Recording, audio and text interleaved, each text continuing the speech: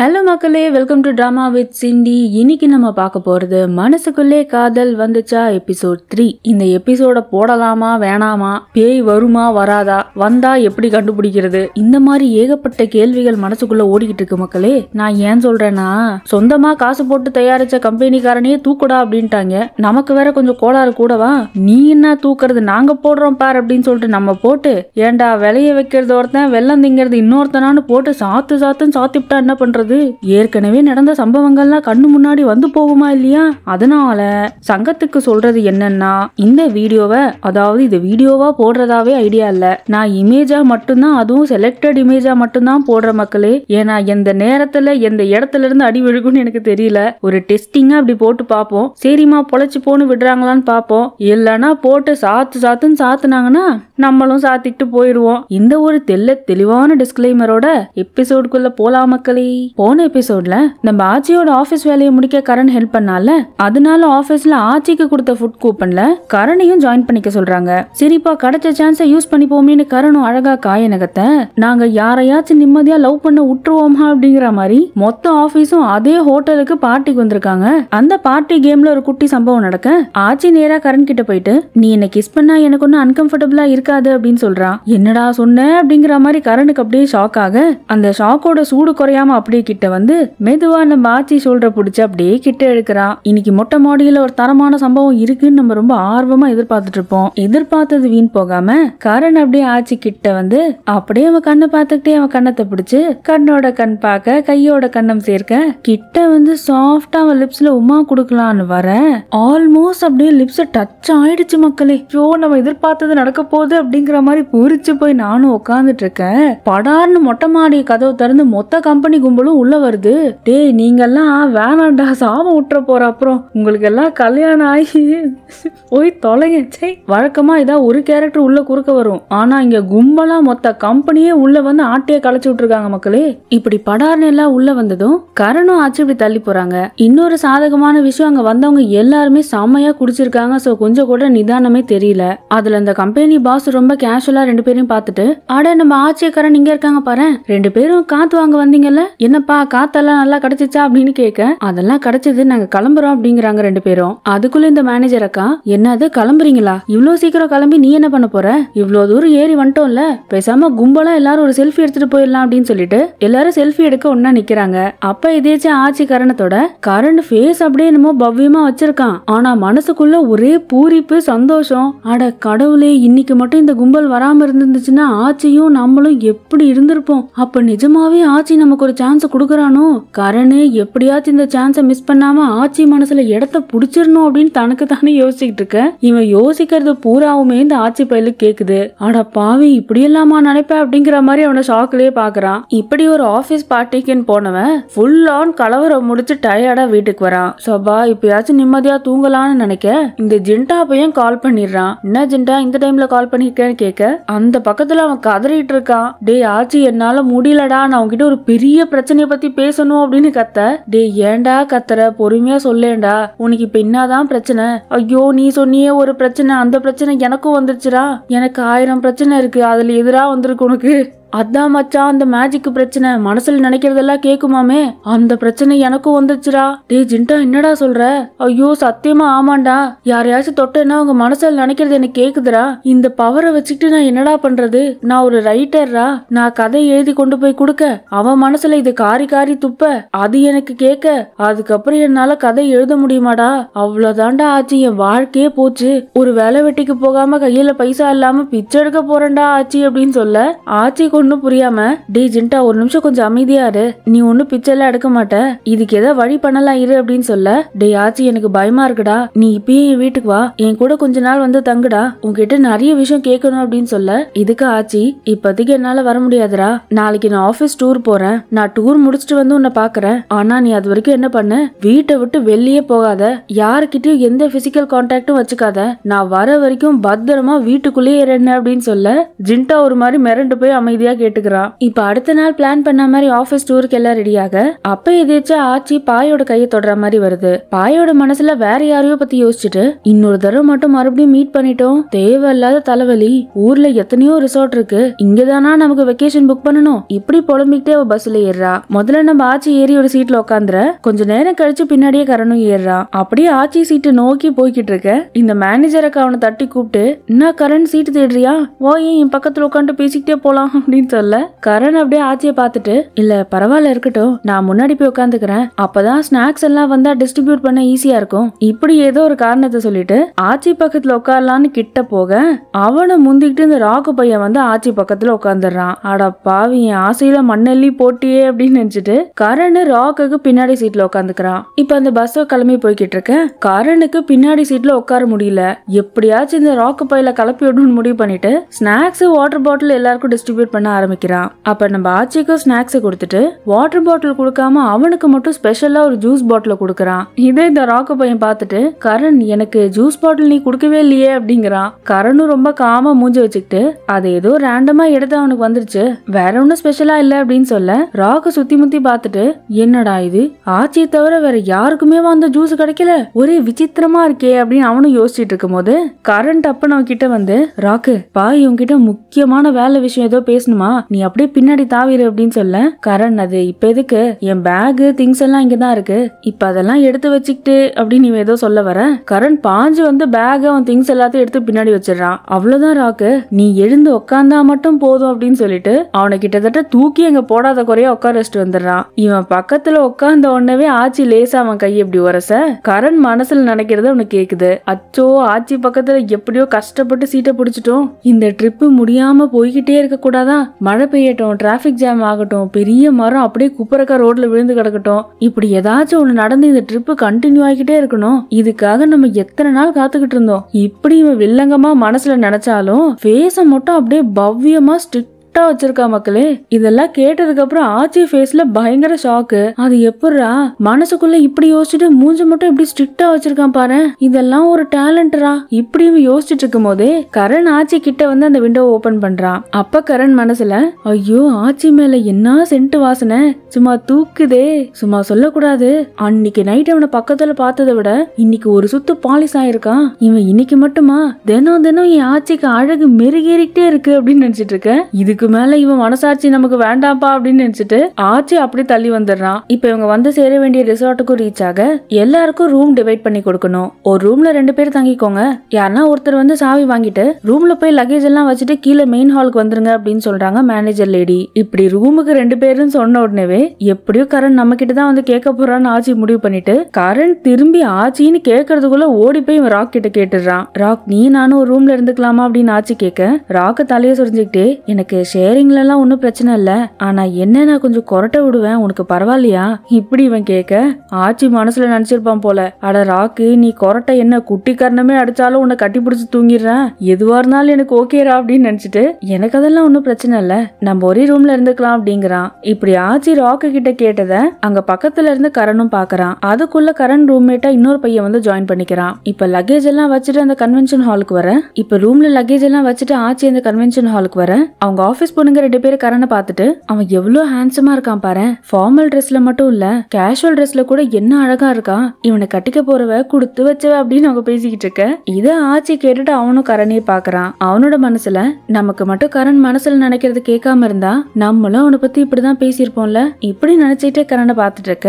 அப்ப அந்த manager lady வந்துட்டு அன்னைக்கு நடக்க போற கேம்ஸ் அண்ட் ஈவென்ட்ஸ் பத்தி எக்ஸ்பிளைன் பண்றா. சோ அங்க வந்திருக்க டீம் 2ஆ பிரிக்க, ஒரு டீம்ல கரண் இருக்கான், இன்னொரு டீம்ல ஆச்சி இருக்கான். சொல்லி வச்ச மாதிரி கரண் எல்லா கேம்லயும் வின் பண்ணிடுறான். இத பார்த்து அங்க இருக்க எல்லாருக்குமே ஆச்சரியம், அதை விட ஆச்சிக்கு அதுக்கு மேல ஆச்சரியம். ஏன்னா கடைசியா பாஸ் கூட ஒரு செஸ் கேம் மாதிரி ஏதோ விளையாடுறான், அதுல பாஸையே ஓவர்டேக் பண்ணி இவன் ஜெயிச்சிட்டானா பாத்துக்கோங்களேன். ஆச்சி கை தட்டிக்கிட்டு அவனை பார்த்துட்டு, இவன் என்ன இப்படி இருக்கான், ஒரு கேம் விட்டு வைக்காம எல்லாத்துலயும் ஜெயிச்சிட்டு இருக்கான், செம்ம டேலண்ட் பையன் அப்படின்னு நினைச்சிட்டு இருக்க. அன்னைக்கு டேவோட கடைசி கேம் என்னன்னு சொல்றா மேனேஜர் அக்கா. இந்த கேமை 2 பேரா சேர்ந்து விளையாடணும், உங்களோட பேரு உங்க டிபார்ட்மெண்ட்ல இருக்க கூடாது, வேற டிபார்ட்மெண்ட்ல இருந்து யாரையாச்சும் பேரா எடுத்துக்கோங்க.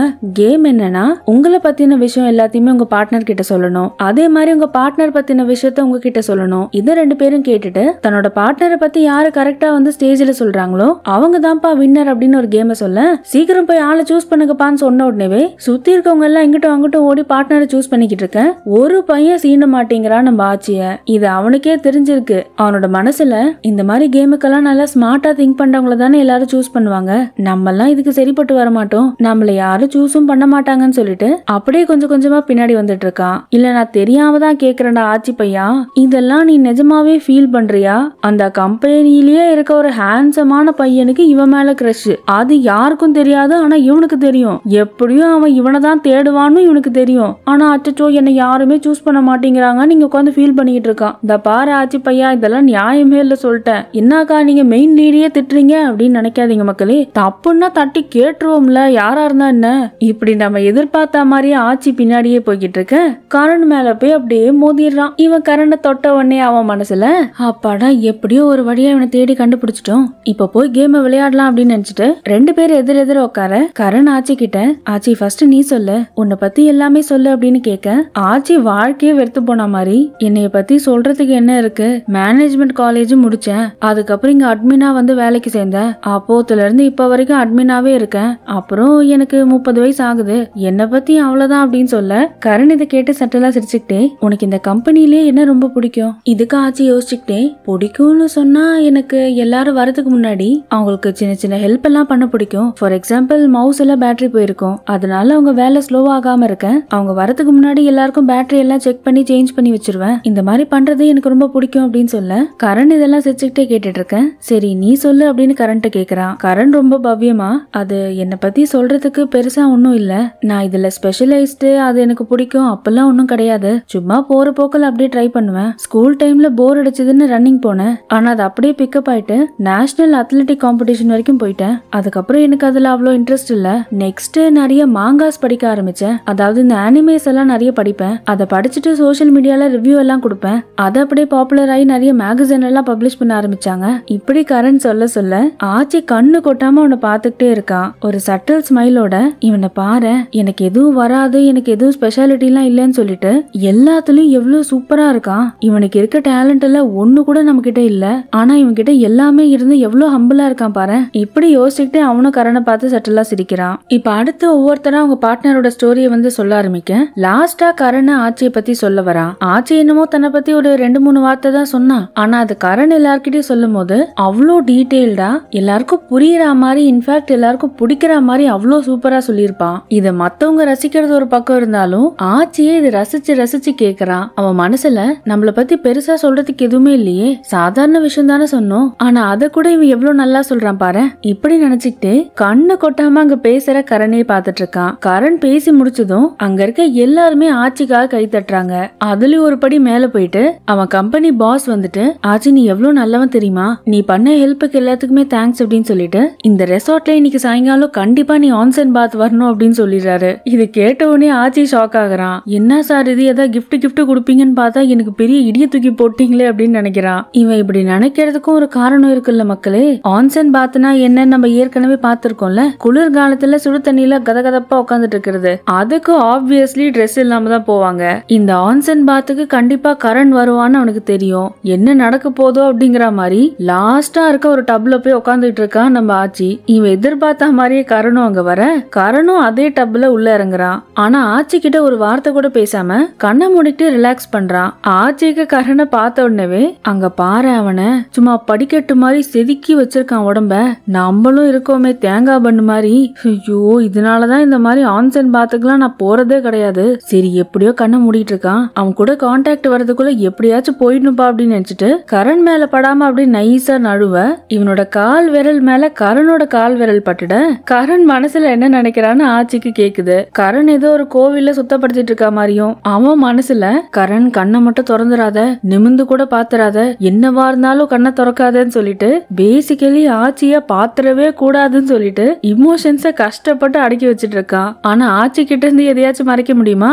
இப்படி அவன் மனசாட்சி அப்படியே அப்பட்டமா இவனுக்கு தெரிய, தன்னை பார்க்கவே கூடாதுன்னு எவ்வளவு கஷ்டப்பட்டு ட்ரை பண்ணிட்டு இருக்கான்னு தெரிஞ்ச உடனே ஆச்சியால கண்ட்ரோல் பண்ண முடியாம சிரிச்சுக்கிட்டே அங்க இருந்து போயிடுறான். இப்ப அங்க ரெசார்ட்டுக்கு வெளியில சீன்ல நம்ம பாய் மேனேஜர் அக்கா எல்லாரும் உட்காந்து பேசிக்கிட்டு இருக்க.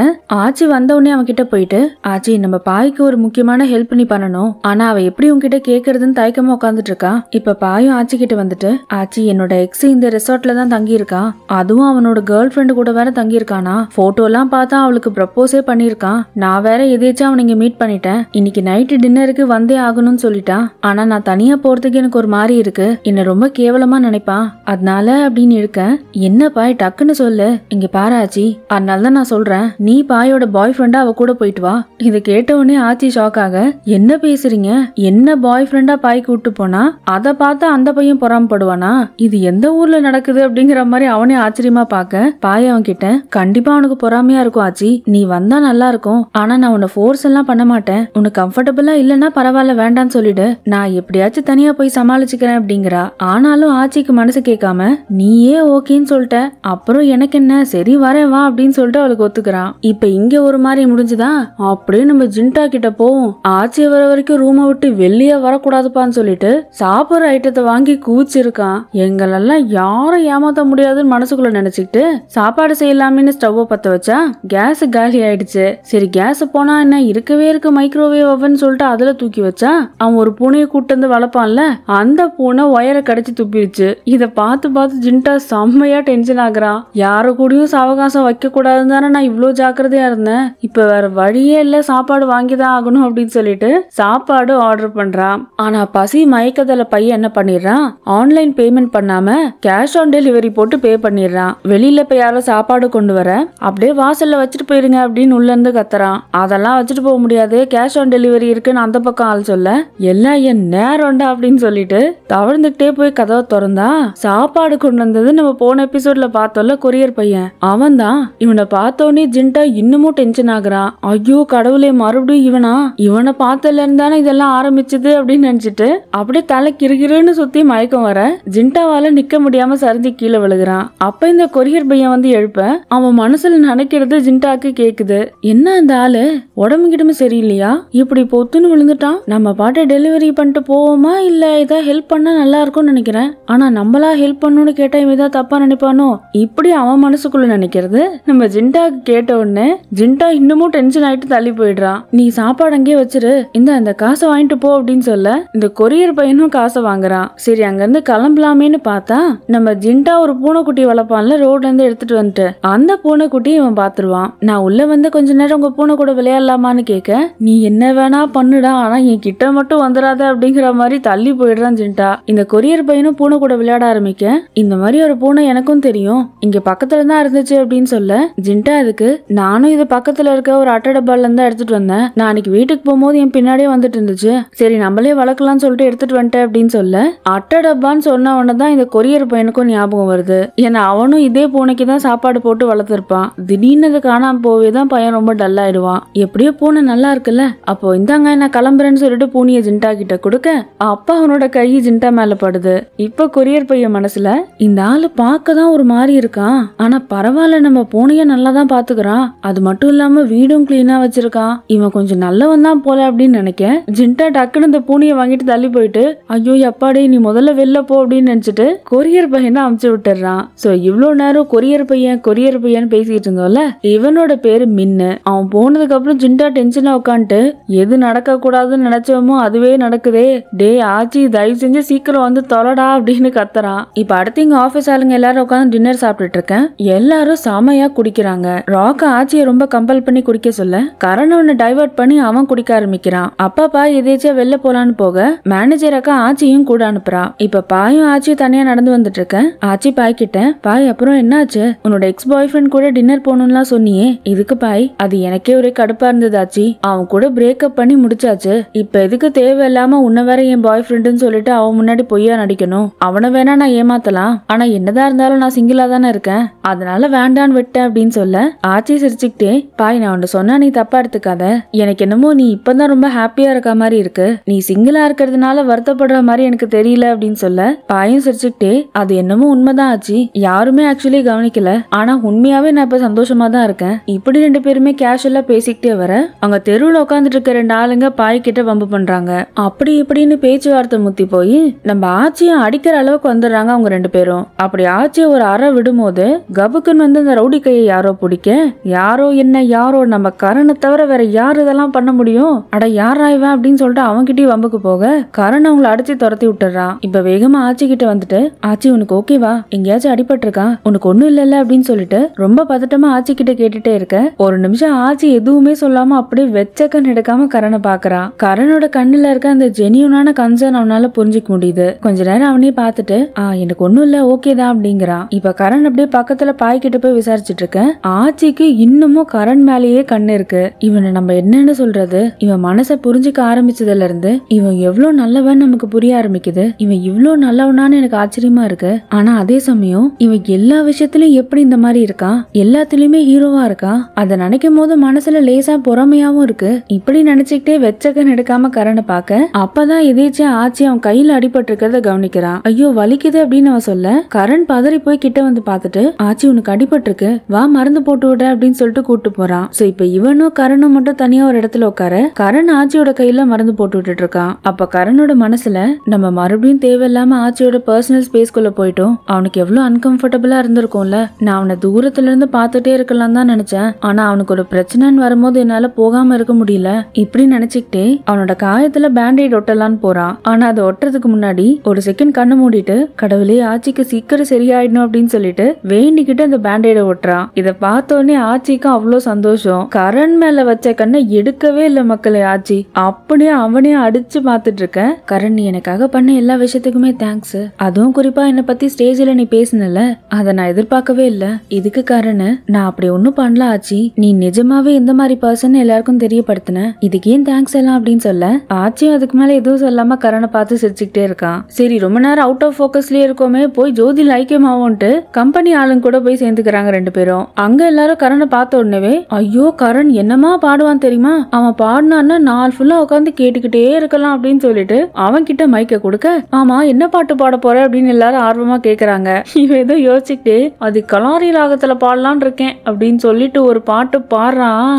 ராத்திரி 10 மணிக்கு மாடிக்கு வந்தா நீ என்ன காதலிக்கிறதாக அர்த்தம், இந்த மாதிரி ஒரு பாட்டு பாட, இத கேட்ட ஆச்சிக்கு மட்டும் இல்ல அங்க இருக்க எல்லாருக்குமே ஷாக் ஆகுது. ஆச்சி அவனை பார்த்து சிரிச்சுக்கிட்டே மனசுக்குள்ள, ஃபைனலி கரணு கூட ஒரு விஷயம் வராதுங்கிறத கண்டுபிடிச்சிட்டேன், ஆனா அவன் என்ன பண்ணாலும் கியூட்டா இருக்குப்பா அப்படின்னு நினைச்சிட்டு தன்னையே அறியாம கரணை ரசிக்க ஆரம்பிக்கிறான். இப்ப அடுத்த நாள் எல்லாரும் பிரேக்ஃபாஸ்ட் சாப்பிடலான்னு கவுண்டருக்கு வர, அங்க பாய் கவுண்டர்ல சாப்பாடெல்லாம் எடுத்துட்டு இருக்கா. அப்ப அவளோட எக்ஸ் பாய் ஃப்ரெண்ட் அவன் கேர்ள் ஃப்ரெண்ட் கூட மீட் பண்ணிடுறா. எது நடக்கூடாதுன்னு நினைச்சோமோ அப்படியே ஆயிடுச்சேன்னு நினைச்சிட்டு வேற வழி இல்லாம அவன் ஃபோர்ஸ் பண்றானேன்ட்டு அவன் கூட உட்காந்து பிரேக்ஃபாஸ்ட் சாப்பிடுறா. ஆனா அந்த எக்ஸ் பாய் ஃப்ரெண்ட் இருக்கானே, அவளை மீட் பண்ணதுல இருந்து நல்லா இருக்கியா என்ன ஏதுன்னு கூட கேட்கல. நீயே இவ்வளவு குண்டாயிட்ட, நான் பிரேக்கப் பண்ணி போனதுக்கு அப்புறம் டயட் எல்லாம் விட்டுட்டியா, இன்னும் அதே கம்பெனில தான் வேலை பண்ணிட்டு இருக்கியா, அது மட்டும் இல்லாம நீ இன்னும் சிங்கிளா இருக்க போலயே, 30 வயசு ஆயிடுச்சு உனக்கு, இன்னும் இந்த மாதிரிலாம் சாப்பிட்டுட்டு இருந்தேன்னா என்ன ஆகும், இப்படி பாய போட்டு டார்ச்சர் பண்ணிட்டு இருக்க.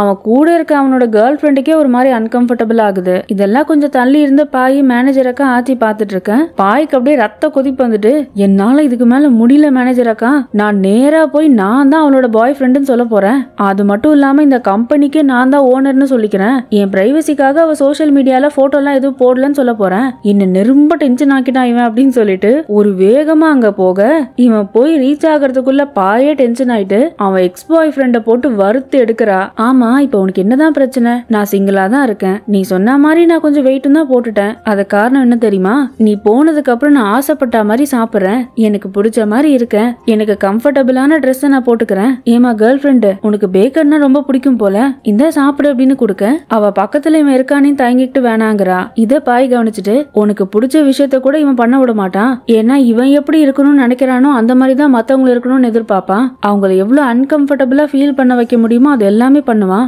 இப்படி ஒரு ஆள் கிட்ட இருந்து தப்பிச்சு நான் சிங்கிளா இருக்கிறதே எனக்கு பெரிய சந்தோஷம். அப்புறம் என்ன பத்தி எல்லாம் நீ ஒன்னும் கவலைப்படாத, நான் 30 வயசு ஆனாலும் சரி குண்டானாலும் சரி நான் உன்னை விட 100 மடங்கு சந்தோஷமா இருக்கேன். இப்படி செருப்ப சாணியில முக்கி அடிச்சா மாதிரி சொல்லிட்டு ரிட்டர்ன் வரா. இப்ப அடுத்து இந்த ஜிண்டா பையலுக்கு வருவோம். சரி மனுஷ பையன் கூட பேச்சே வேணாம், அட்லீஸ்ட் நம்ம பூனை கூட கொஞ்ச நேரம் வெளில போய் விளையாடுவோம்னு சொல்லிட்டு யாருமே ஆள் நடமாட்டம் இல்லாத ஒரு இடத்துல வந்து பூனை கூட விளையாடிட்டு இருக்கான். ஆனா அந்த இடத்துக்கும் வந்துடுறான் நம்ம கொரியர் பையன் மின்னு. இவனடா இங்க பண்றான் அப்படிங்கிற மாதிரி ஜிண்டா அவனை பார்த்துட்டு, ஆமா இங்க என்ன பண்ணிட்டு இருக்க, அது சாப்பிட வந்த அப்படிங்கிறான். இதுக்கு ஜிண்டா, மணி 3 ஆயிடுச்சு, இப்ப போய் யாருன்னா லஞ்ச் சாப்பிடுவாங்களா, இது லஞ்ச் இல்ல, நான் பிரேக்ஃபாஸ்டே இப்பதான் சாப்பிடுறேன், எனக்கு வர்றது எல்லாமே ஃபுட் டெலிவரி ஆர்டர் கலரா இருக்கு, கஸ்டமர்ஸ் எல்லாம் பசியில இருப்பாங்கல்ல, அப்ப போய் நான் லேட்டா கொண்டு போனா இப்படி இவன் சொல்லவும் ஜின்டாக்கு மனசு கேட்காம அவன் கிட்ட இருக்க வாட்டர் மெலனை கொஞ்சம் கொடுக்கறான். இந்த சாண்ட்விச் மட்டும் எப்படி பார்த்தோம், இதையும் சேர்த்து சாப்பிடு அப்படின்னு சொல்லிட்டு அப்படியே ஒரு மில்க் ஷேக் டப்பாவையும் அவன் கிட்ட கொடுக்க மின்னு அதை சந்தோஷமா வாங்கிட்டு சாப்பிட்டுட்டு இருக்கான். இப்ப கடைசியா அந்த மில்க் ஷேக் குடிக்கும் போது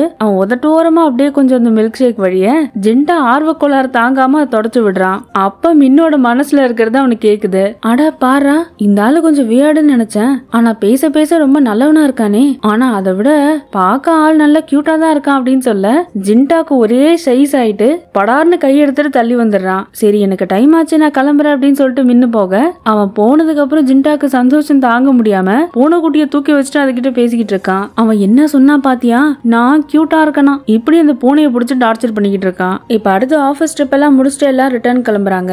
இந்த டைம் நம்ம ஆச்சி கரனுக்காக சீட்டு போட்டு வெயிட் பண்ணிட்டு இருக்கான். அவன் எப்படா வந்து பக்கத்துல உட்காருவான்னு ரொம்ப ஆர்வமா வெயிட் பண்ணிக்கிட்டு இருக்கேன். கரனும் பஸ்ஸுக்குள்ள ஏறிட்டு அந்த சீட்டை பார்த்தும் பார்க்காத மாதிரி அப்படியே தாண்டி போயிடுறான். இத பார்த்தோன்னே ஆச்சிக்கு ஒரு மாதிரி ஆக, ஒருவேளை நம்ம கரனை ரொம்ப அன்கம்ஃபர்டபுளா ஃபீல் பண்ண வைக்கிறோமோ இப்படி இவன் நினைச்சுக்கிட்டே தனக்காக இவன் பண்ண எல்லா விஷயத்தையும் யோசிச்சு பாக்குறான். அவனுக்காக சண்டை போட்டது, அவனை ரொம்ப கேரிங்கா பாத்துக்கிட்டது, தன்னை பத்தி சும்மா 1-2 வார்த்தை சொன்னதை வச்சு அவன் கிட்ட இருக்க நல்ல விஷயத்த எல்லார்கிட்டையும் எடுத்து சொன்னதுன்ட்டு அந்த ஸ்டேஜ்ல வந்து பேசுற ஒரு கேம் வச்சாங்கல்ல, அதுல நடந்த விஷயத்த யோசிச்சு பாக்குறான் ஆச்சி. சோ அந்த ஸ்டேஜ்ல கரண் என்ன சொல்லிருப்பான்னா, நம்ம ஆபீஸோட ஃப்ரீ காஃபி ஃப்ரீ பிஸ்கெட் எல்லாம் நல்லா இருக்கும்னு எல்லாருக்கும் தெரியும்ல, அதே மாதிரி பிரிண்டர் எல்லாமே சூப்பரா வேலை பண்ணும், சின்ன சின்ன ஆபீஸ் அப்ளையன்சஸ் கூட இது வரைக்கும் எந்த பிரச்சனையும் வந்தது கிடையாது, ஆனா அதுக்கெல்லாம் காரணம் என்ன நினைக்கிறீங்க, நம்மளோட வேலையை நம்ம சரியா பண்றதுக்கு நமக்கே தெரியாம எல்லாத்தையுமே கரெக்டா பாத்துட்டு இருக்காங்க, ஆனா அப்படிப்பட்டவங்களுக்கு இது வரைக்கும் நம்ம எந்த ரெகக்னிஷனும் கொடுத்தது இல்ல, அட்லீஸ்ட் ஒரு சின்ன தேங்க்ஸ் கூட சொன்னது கிடையாது. நான் இப்ப சொன்னதெல்லாம் யார பத்தி தானே யோசிக்கிறீங்க,